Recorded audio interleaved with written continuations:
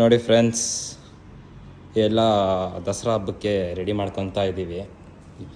ಇವಾಗ ತಾನೇ ಮಾರ್ಕೆಟ್ಗೆ ಹೋಗಿ ಬಂದು ಎಲ್ಲ ಜೋಡಿಸ್ಕೊಳ್ಳೋಕ್ಕೆ ದಸರಾ ಹಬ್ಬ ಮಾಡ್ತಾ ಇದ್ದೀವಿ ಜೋರಾಗಿ. ಎಲ್ಲಿಗೆ ಹೋಗ್ತಾ ಇದ್ದೀವಿ ಅಂದರೆ, ನಮ್ಮ ದೊಡ್ಡಣ್ಣ ಅವ್ರದ್ದು ಗಾಡಿನ ಅವ್ರ ಹತ್ರ ಕೊಟ್ಬಿಟ್ಟು ನಮ್ಮ ಚಿಕ್ಕಣ್ಣ ಅವ್ರ ಗಾಡಿನ ತಗೊಂಡು ಫೈನಲಿ ನಮ್ಮ ದೊಡ್ಡಣ್ಣ ಗಾಡಿನ ಕೊಟ್ಬಿಟ್ಟು ನಮ್ಮ ಚಿಕ್ಕಣ್ಣ ಗಾಡಿ ಎತ್ಕೊಂಡು ಬರ್ತಾ ಇದ್ದೀನಿ. ಇವಾಗ ಈ ಕುದುರೆನ ಎತ್ಕೊಂಡೋಗಿ ವಾಷಿಂಗಿಗೆ ಬಿಡ್ಬೇಕಂತೆ.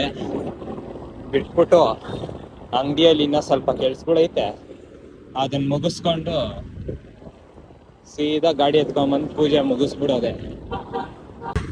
ನೋಡಿ, ಇದೇ ನಮ್ಮ ಅಂಗಡಿ ಮೇಲೆ ಫಸ್ಟ್ ಫ್ಲೋರು. ನೋಡಿ, ಕಾಣಿಸ್ತಾ ಇದೆಯಾ? ಅದೇ ಫಸ್ಟ್ ಫ್ಲೋರಲ್ಲಿ ಎಲ್ಲ ಕ್ಲೀನ್ ಮಾಡ್ಕೊಂತ ಅವ್ರೆ.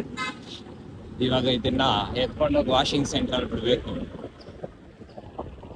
ಅಣ್ಣ, ವಾಷಿಂಗ್ ಅಣ್ಣ ಫ್ರೀ ಇದೆಯಾ?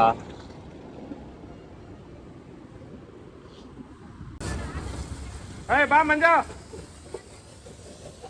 ರಂಗೋಲಿ ಹಾಕಕ್ಕೆ ಹೆಂಗ್ ಕುತ್ಕೊಂಡವ್ರಂತ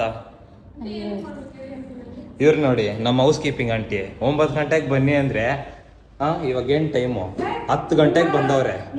ಪರ್ಕೆ, ಈ ಆಂಟಿ ಹೆಸ್ರ ಪರ್ಕೆ ಆಂಟಿ. ಇಲ್ಲಿ ನೋಡಿ,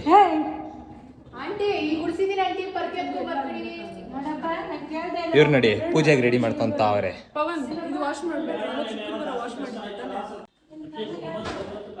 ಎಲ್ರು ಕ್ಲೀನ್ ಮಾಡ್ತಾವ್ರೆ, ನಾನು ಮಾತ್ರ ಆರಾಮಾಗಿ ಸುತ್ತಾಡ್ತಾ ಇದ್ದೀನಿ ಗಾಡಿ ಎತ್ಕೊಂಡು. ನೋಡಿ, ಒಂದು ಗಾಡಿ ಎತ್ಕೊಂಡು ಬಂದಿದ್ದಾಯ್ತು, ಇನ್ನೊಂದು ಗಾಡಿ ಕೊಟ್ಬಿಟ್ಟು ಬರ್ಬೇಕು ಇವಾಗ. ಬಾಯ್ ಬಾಯ್.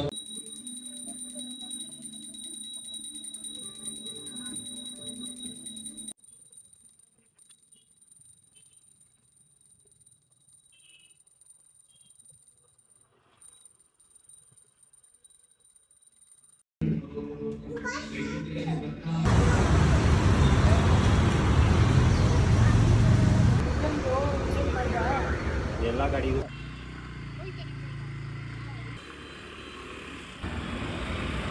ಯಾವ ಲೆಕ್ಕ ಕದಾಂಜಲಿ?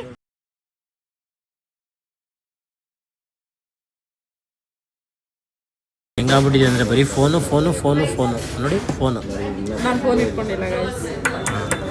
ಇವ್ರು ಫೋನ್ ಹಿಡ್ಕೊಂಡಿಲ್ಲ, ಬೇರೆ ಹಿಡ್ಕೊತಾರೆ. ಬಂದ ತಕ್ಷಣ ಇವಾಗ ಸೂಪು ಬರುತ್ತೆ. ನಾನು ಅದೇನೋ ಅಂತಾರಲ್ಲ ಹೆಸರು, ಸೂಕ್ಷ್ಮ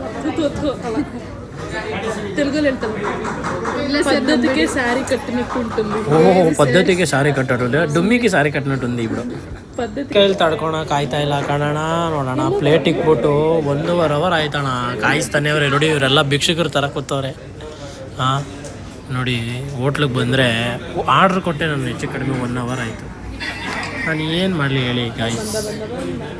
ಈ ಥರ ಎಲ್ಲ ಹೊಟ್ಟೆ ಒರೆಸಿದ್ರೆ ನಮ್ಮ ಕೈಯಲ್ಲಿ ಆಗಲ್ಲ ತಡ್ಕೊಳಕ್ಕೆ.